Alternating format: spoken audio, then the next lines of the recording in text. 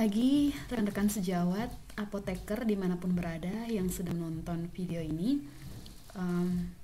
Salam kenal, saya Ermelda Serina, apoteker yang bertugas di Kupang saat ini.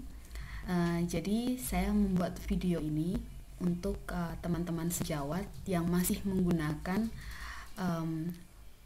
resertifikasi secara manual. Jadi sekarang sudah ada aplikasi siap, cuman di daerah kami khususnya NTT itu masih diberlakukannya untuk resertifikasi borang secara manual. Jadi di sini saya khusus membuat video ini untuk teman-teman yang sering menanyakan kepada saya terkait, Kak, apa sih borang? Kak, bagaimana sih kita mengumpulkan SKP?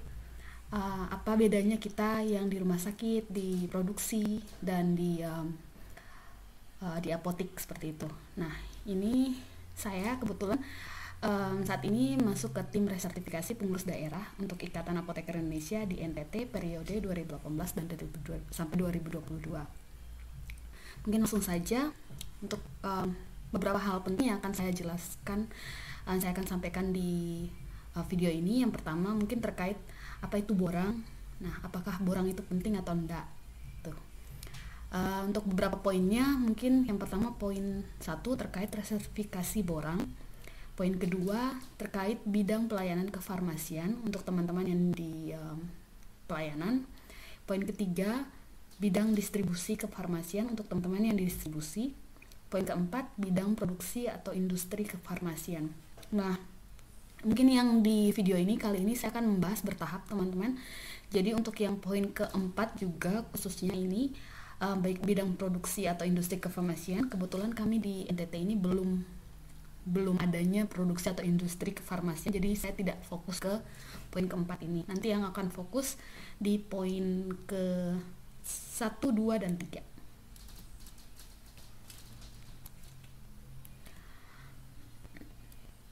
Apa itu borang? Jadi kita perlu mengerti terlebih dahulu. Jadi borang ini dia keterkaitannya sama sertifikat kompetensi. Jadi borang dibuat untuk teman-teman yang berpraktek, entah dia berpraktek di bidangnya masing-masing ya. Jadi kalau teman-teman yang tidak berpraktek, saya sarankan untuk tidak menonton video ini karena memang tidak berguna ya. Maksudnya 5 tahun tidak berpraktek, selama 5 tahun itu setelah sertifikat kompetensi dikeluarkan setelah lulus, teman-teman tidak menggunakannya untuk menerbitkan SIPA. Nah, jadi di situ teman-teman tidak bisa mengisi borang gitu. Nanti mungkin teman-teman bisa mencari informasi terkait OSCE. Nah, untuk masa pandemi ini sepertinya OSCE belum diadakan, tapi mungkin ada info-info terbaru nanti selama beberapa bulan ke depan yang kami sendiri belum dapat informasinya. Nah, borang ini digunakan untuk resertifikasi apoteker. Nah, dia merupakan syarat administrasi sendiri dari resertifikasi. Jadi borang ini menunjang syarat-syarat penting dari resertifikasi. Untuk dapat mengikuti program resertifikasi, apoteker harus memenuhi syarat administrasi sebagai berikut. Yang pertama, mengajukan permohonan kepada tim resertifikasi di PC, PD dengan mengisi formulir yang telah disiapkan. Yang kedua, mengisi lengkap borang-borang dalam buku log borang. Yang ketiga, mengisi lengkap berkas-berkas dalam portofolio pembelajaran. Yang keempat, membayar biaya penyelenggaraan resertifikasi. Yang kelima, syarat-syarat dan ketentuan lain mengenai kepesertaan resertifikasi ditentukan oleh tim resertifikasi. Nanti ada syarat-syarat khusus sendiri, itu nanti akan dikonfirmasi langsung ke peserta resertifikasinya. Jadi untuk video ini teman-teman saya khusus membahas terkait hal-hal tadi di atas. Untuk pengisian borangnya saya mungkin akan bahas di video selanjutnya ya teman-teman ya. Jadi ini terkait poin pertama, resertifikasi borang. Nah, hal-hal yang dilakukan untuk teman-teman saat melakukan resertifikasi borang. Nah, di sini pemohon dia akan mempersiapkan persyaratan teknis dan persyaratan administrasi untuk diajukan ke pengurus cabang. Jadi di sini yang pertama untuk persyaratan teknisnya terkait kinerja praktek profesi, kinerja pembelajaran, kinerja pengabdian masyarakat, kinerja publikasi ilmiah atau populer di bidang kefarmasian. Yang kelima, kinerja pengembangan ilmu dan pendidikan. Kemudian ada juga persyaratan administrasinya. Yang pertama, sertifikat kompetensi profesi apoteker. Jadi tadi saya sudah jelaskan di awal kalau borang ini terkait sama sertifikat kompetensi. Yang kedua, mengisi borang permohonan resertifikasi, ada logbooknya. Itu yang ketiga, mengisi borang dalam logbook. Yang keempat, mengisi berkas-berkas dalam portofolio pembelajaran. Yang kelima, membayar biaya registrasi dan verifikasi resertifikasi. Yang keenam, membayar sertifikat kompetensi bila dinyatakan lolos resertifikasi. Jadi untuk teman-teman ini ada banyak ya, mungkin ketika teman-teman baru mau memulai menyusun borang, saya sarankan yang pertama ini ya teman-teman, borang itu akan melalui beberapa tahap pemeriksaan. Jadi ketika teman-teman expire-nya sertifikat kompetensi itu udah mau expire, minimal melakukan persiapan ini 6 bulan sebelum. Karena kita tidak menjamin pengurus cabang dan pengurus daerah itu akan memeriksa borang teman-teman itu seketika. Karena mereka punya pekerjaan masing-masing ya. Jadi di sini saya sarankan untuk minimal 6 bulan sebelum. Ini untuk teman-teman yang manual ya. Untuk siap atau aplikasi siap itu nanti akan dibahas lagi di video yang lain gitu. Jadi untuk teman-teman yang manual di sini khusus saya sarankan minimal pembuatannya 6 bulan sebelum. Kemudian kan setelah teman-teman sudah mempersiapkan persyaratan ini dengan matang, mungkin akan terkendala di pengisian borang. Nanti untuk detailnya akan juga saya bahas di video yang lainnya. Teman-teman persiapkan data semua ini, kemudian akan diusulkan ke pengurus cabang daerah masing-masing.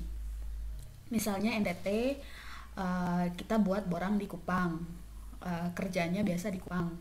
Nah, borangnya itu berarti akan diajukan ke pengurus cabang Kota Kupang, gitu.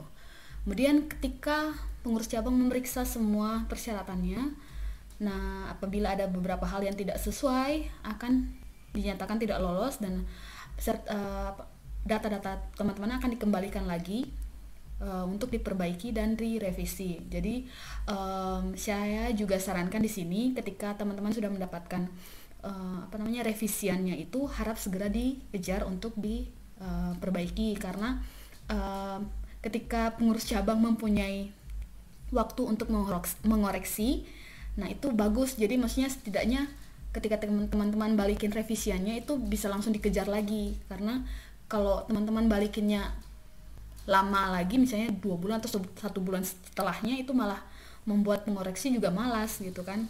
Kita nggak tahu kan ya, manusia, human being like. Kemudian dari pengurus cabang ini nantinya ketika semua hal sudah diverifikasi, kemudian sudah di-scan persyaratan dan sertifikasinya, terus teman-teman di pengurus cabang itu akan membuat LDTKD atau lampiran daftar tilik kelengkapan dokumen. Jadi ini nanti apakah dokumennya sudah lengkap sesuai dengan permintaan kami gitu. Kemudian nanti pengurus cabang akan mengirimkan scan dokumen lewat email ke pengurus daerah. Nah, kalau kami yang di Kupang kebetulan karena mungkin terbatas dengan daerah-daerah yang sangat jauh dan memang koneksi internet kami juga masih agak susah, jadi kami biasanya mengirimkan, teman-teman yang pengurus cabang biasanya mengirimkan langsung hard kopinya ke pengurus daerah. Nah, nanti di sini poin pentingnya untuk teman-teman pengurus cabang adalah memastikan apakah benar-benar peserta sudah melakukan sesuai dengan hal-hal persyaratan yang diminta. Jadi untuk tidak melakukan maksudnya tidak adanya pengembalian pas waktu pengecekan gitu. Kemudian nanti di pengurus cabang kirim ke pengurus daerah. Setelah itu pengurus daerah akan melakukan lagi verifikasi, rekapitulasi, kemudian mengirimkan rekapitulasi dan LDTKD lewat email ke pengurus pusat. Nah, dari pengurus daerah ini kita akan mengirimkan ke pusat itu memang by email lampiran daftar tilik kelengkapan dokumen-dokumennya. Nah, itu nanti ketika tidak ada revisi dari pengurus daerah ke pengurus cabang, dari pengurus cabang ke pengurus daerah itu tidak ada revisi, maka kami langsung otomatis untuk mengirimkan LDTKD tadi ke pengurus pusat. Nah, nanti di pengurus pusat lagi akan dilakukan verifikasi pembuatan invoice ke pengurus daerah, kemudian pembuatan sertifikat kompetensi. Nah, di sini makanya tadi saya sarankan, saya tekankan lagi untuk teman-teman yang memang sudah mau expire sertifikat kompetensinya, minimal dilakukan 6 bulan sebelum sertifikat kompetensi mati. Itu teman-teman sudah harus menyusun hal-hal resertifikasi borang ini, karena memang kalau dilihat dari tahap-tahapnya itu sangat panjang. Tidak lolos kemudian dikirim lagi, kalau lolos dikirim lagi tahap 1, kemudian dikirim lagi tahap kedua ke pengurus daerah, kemudian dari pengurus daerah dikirim lagi ke pengurus pusat. Jadi ini tahap-tahapnya ini sangat panjang, dan ini pengurus daerah dan pengurus cabang itu punya kesibukan masing-masing ya, karena mereka kan juga apoteker dan mereka juga bekerja di bidangnya masing-masing. Jadi untuk memeriksa hal borang teman-teman ini membutuhkan waktu juga. Jadi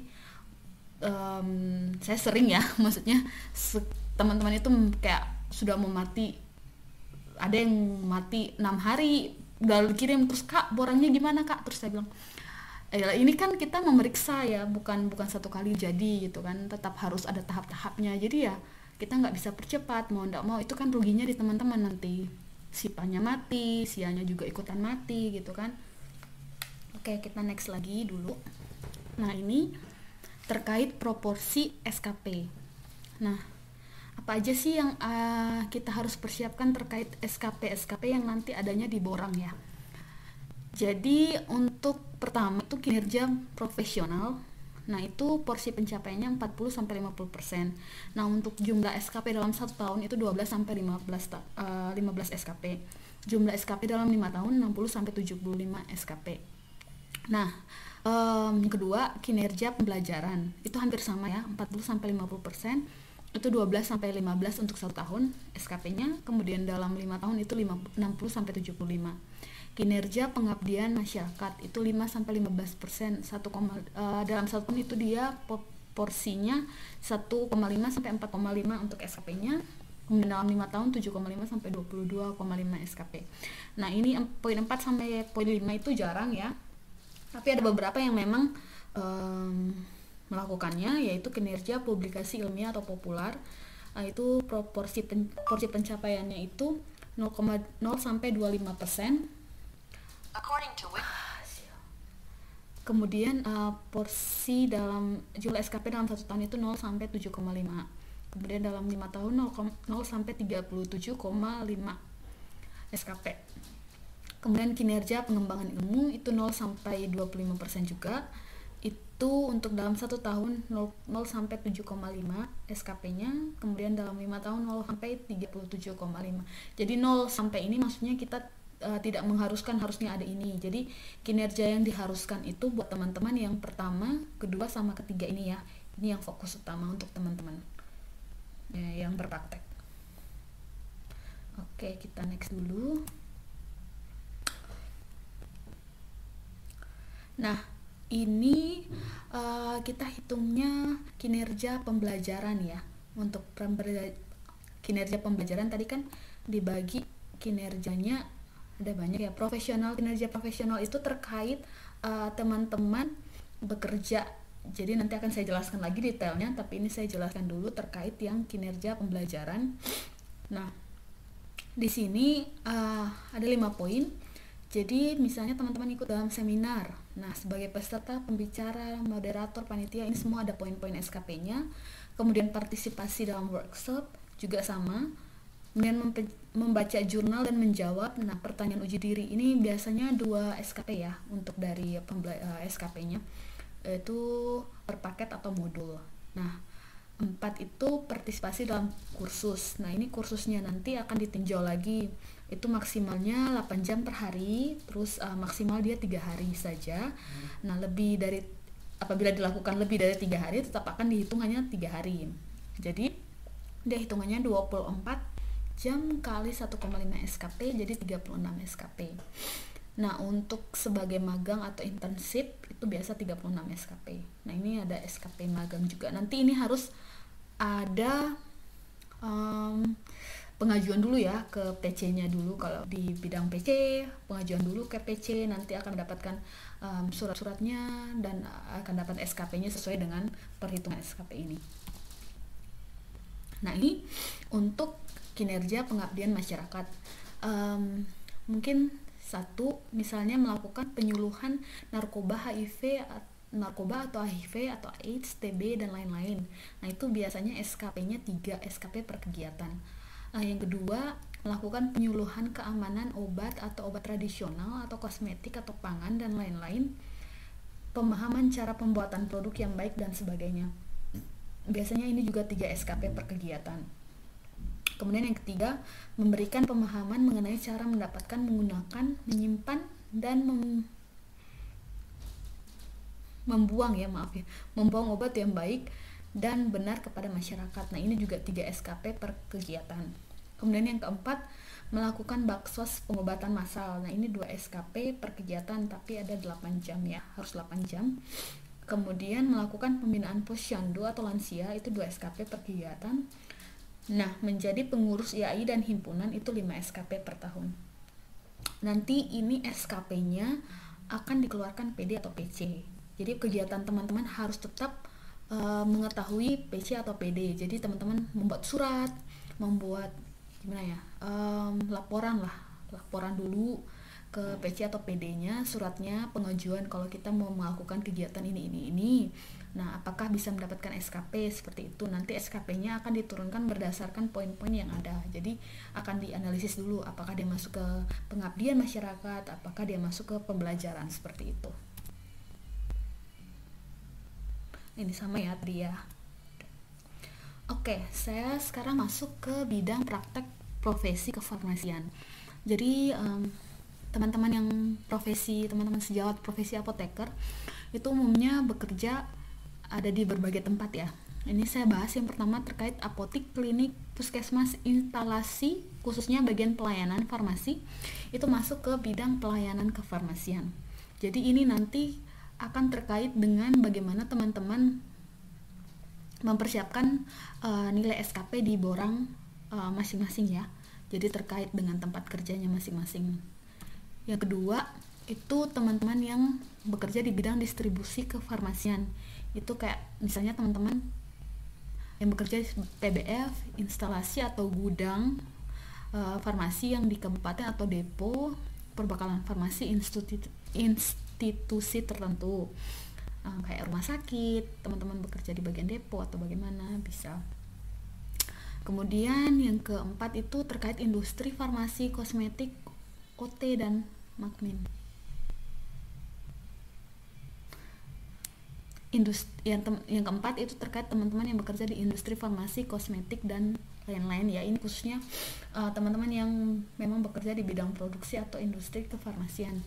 Nah, kalau di NTT sendiri kami kebetulan sejauh ini profesi apoteker belum ada ya yang bekerja di industri produksi atau industri kefarmasian. Mungkin saya tidak fokus dulu untuk terkait pembahasan borangnya untuk yang poin 4 ini. Nanti kalau ada teman-teman yang mau hal ini untuk dibahas, bisa komen di bawah di kolom komentar. Nanti saya akan bantu mencari informasinya ke pengurus daerah di tempat lain.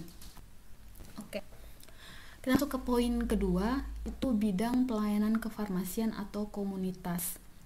Nah, ini apa saja yang dipersiapkan untuk teman-teman yang bekerja di pelayanan kefarmasian atau komunitas terkait jumlah SKP selama 5 tahun untuk pengisian borang. Yang pertama, teman-teman wajib melaksanakan profesi apoteker minimal kumulatif 2000 jam untuk 5 tahun yang terdistribusi secara proporsional. Jadi dia akan bernilai 30 SKP. Nah, alat bukti yang teman-teman persiapkan, daftar hadik dan tilikan screening resep serta PMR atau lembar konseling. Jadi kalau teman-teman yang udah pada buka nih log borang, nah itu bisa lihat sendiri di situ ada form tilikan screening resep, juga ada PMR, juga ada form juga lembar konseling. Sebenarnya ini tidak mengacu ya kepada log borangnya itu. Ketika ada teman-teman udah mempunyai format masing-masing, biasa kan kalau di rumah sakit udah ada, untuk ya teman-teman bagian di pelayanan udah ada sendiri lembar konselingnya, ada lembar PMR-nya juga sendiri. Mungkin screening resepnya bisa diacu ke form log borang ini. Jadi tidak menjadi acuan ya di sini ya. Tapi kalau teman-teman yang belum, yang misalnya di apotik memang belum pernah melakukan ini, mungkin bisa dijadikan acuan untuk yang di log borang ini.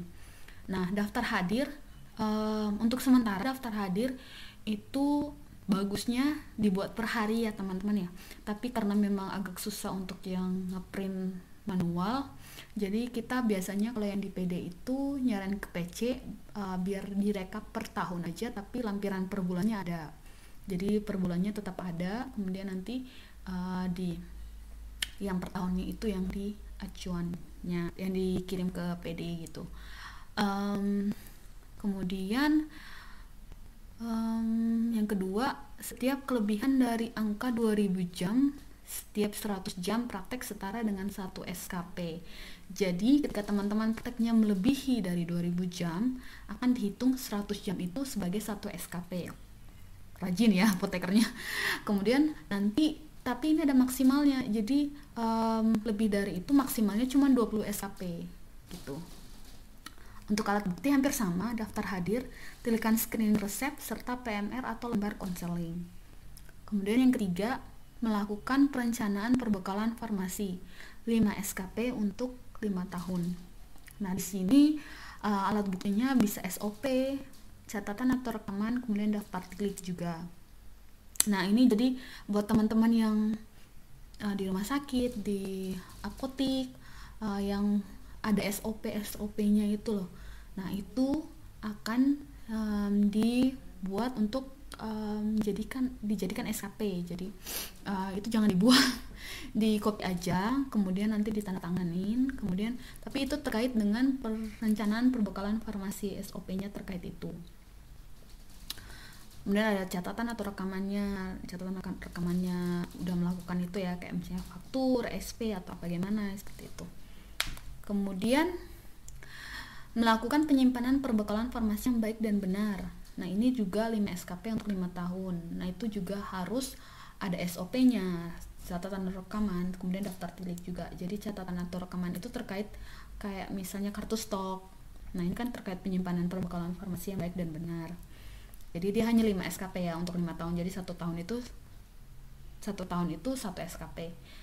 Bagusnya kalau ada teman-teman yang memang baru mulai kerja, udah nonton video ini, jadi udah bisa mempersiapin data-data ini, karena memang terkendala di beberapa teman yang udah, jadi kayak udah mau expire sertifikat kompetensinya, dia baru membaca ini, aduh gimana nih ngerjainnya, ya tetap harus dikerjain ya, mau nggak mau ya harus tetap dikerjain. Kemudian yang keempat, terkait melakukan penyimpanan tadi udah ya.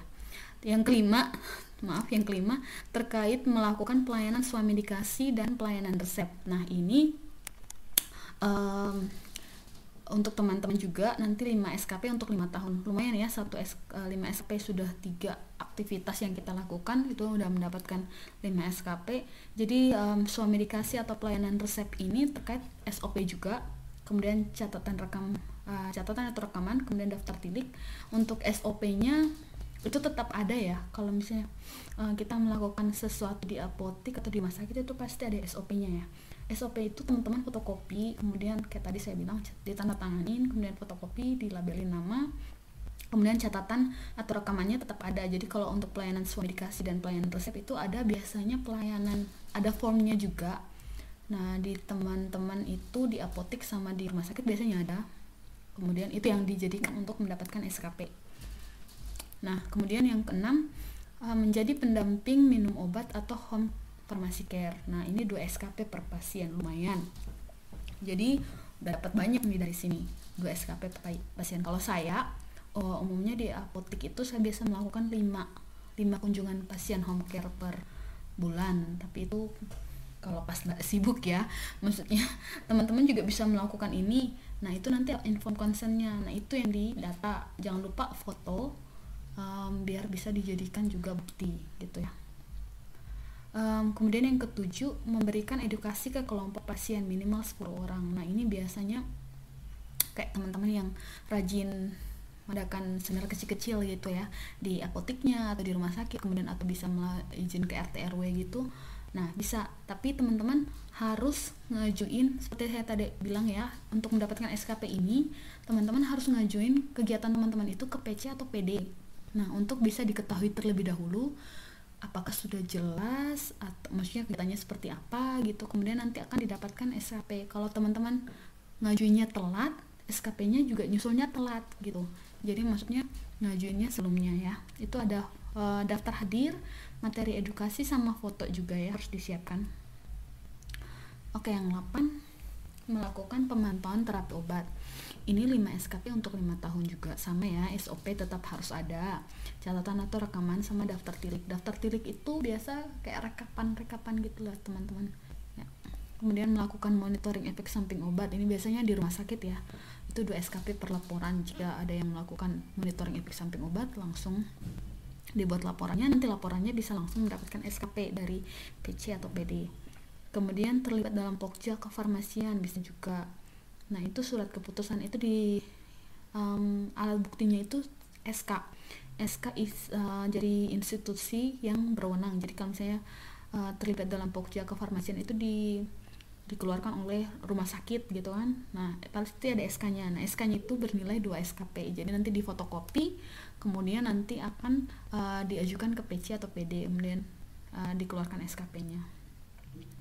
Yang ke-11, membuat dan menyediakan brosur atau leaflet atau banner untuk informasi aktif. Jadi ini 5 SKP untuk 5 tahun, lumayan. Brosur atau leaflet atau banner. Kemudian yang ke-12, mematuhi peraturan organisasi yang terkait dengan praktek kefarmasian. Nah ini nih paling penting nih. 10 SKP untuk 5 tahun loh, lumayan. Papan praktek, jas praktek apoteker, serpet teman-teman berpraktek itu teman-teman menggunakan jas praktek, teman-teman foto aja. Nah itu udah dapat tuh SKP. Papan nama praktek juga di luar sama di dalam ruangan itu udah dapat juga. Jadi nanti totalnya tuh 10 SKP untuk 5 tahun. Itu. Kemudian kita lanjut ya ke poin kedua, itu untuk bidang pelayanan kefarmasian di rumah sakit. Oke, yang pertama itu gini dulu. Teman-teman yang di rumah sakit itu kan ada bagian-bagiannya masing-masing, beda-beda ya. Jadi di sini saya akan bahas per bagian yang saya tahu ya. Maksudnya saya dapat informasinya terkait di rumah sakit. Kalau teman-teman ingin mengajukan, Kak bagian saya di bagian ini bisa nggak dibuatin videonya? Nah itu tolong komen di bawah biar saya tahu bagian mana yang teman-teman mau, biar nanti saya bantu buat videonya. Yang pertama untuk bagian radiofarmasi. Dia itu sebenarnya umum ya, hampir sama, bekerja selama 5 tahun di bidang rumah sakit. Jadi teman-teman berpraktek itu umumnya udah mendapat SKP. Jadi daftar hadir tetap harus dibuat, kemudian itu harus menjadi arsip teman-teman dan harus ditandatangani tiap hari ya, tiap bulan lah minimal ya.